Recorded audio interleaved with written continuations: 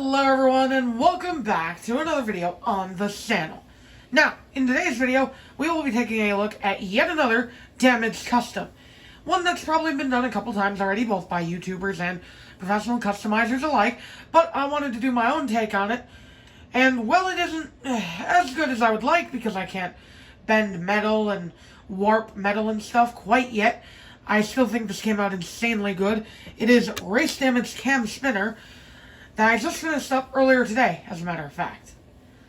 Now, obviously, Race Damaged Cam Spinner, he appeared in Cars 3, in the Florida 500 crash, with, you know, where he kind of spun out, crashed into George Newwin, Tim Shredless, Steve Slick LePage, those guys, Harvey Rodcap 2.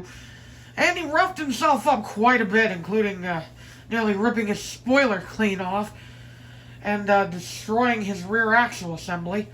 But yeah, that about sums up his appearance in the movie. So, real quick, I'll bring in the materials. For this guy, I used 4 main materials. No clear coat, because damaged customs, they're not going to be clean and pristine. No, they're going to be roughed up. Which means that we just have some paint. And there we go. And this paint pen. So I use Painter's brand paint pen, black paint pen, ultra fine, for the accents on the eyes. I use the pavement color most often for not only his rims, color correcting them, but also his damage. I used electric blue multi-surface apple barrel paint. Both of those are from Walmart, by the way, for his eyebrows, or eyelids. And white was used for the eyes as well, and also his mouth. Which I forgot to mention, there's also a little red paint pen used on the mouth. It's the same brand as this one, Painter's brand.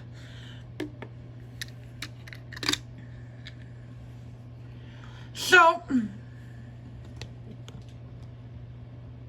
taking a look at Cam Spinner without all the pesky materials, I'd say the damage came out really, really nicely on this guy.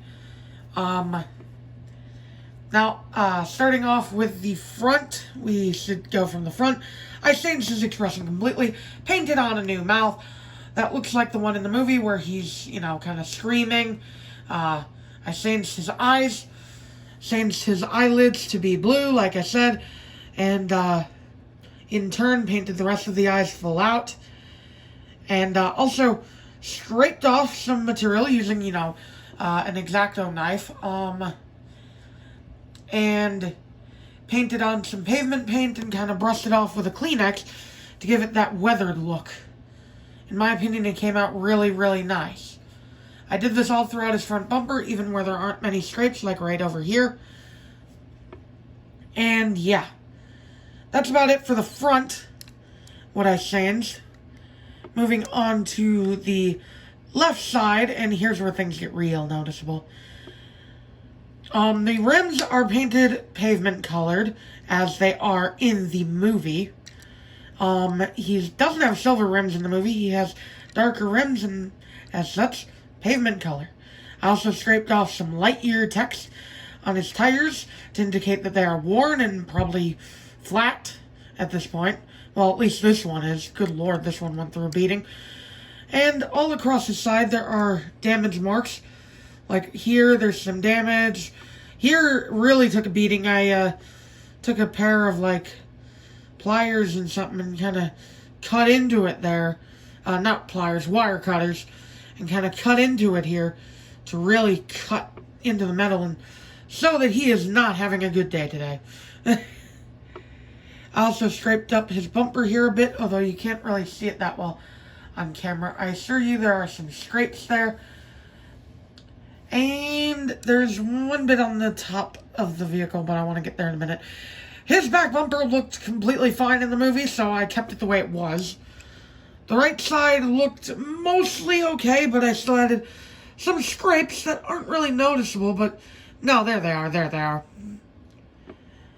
Just just to show that, you know, he probably got into somebody, but not enough to, like, transfer some paint over. The rims are painted over here again. And the right side also took some pretty significant damage. Not nearly as bad as the left, but enough so that this is kind of worn out. And this is also pavement colored. Now moving on to the top. This is one of the best parts in my opinion. I painted the window bars, although one of them came out thicker than the other. And the spoiler is broken and you can kind of maneuver it as you will because it's not really fixed in place anymore. I broke off one of the hinges and also cut a fair amount into one of the sides to replicate the damage as seen in the movie completely accurately. And that about sums up Race Damage Cam Spinner. Now real quick, for comparison's sake, I will bring in normal Cam Spinner right here. Now, as you can see, in my opinion, the Race Damage one looks a lot more accurate to the movie because he has blue eyelids. Also, darker rims.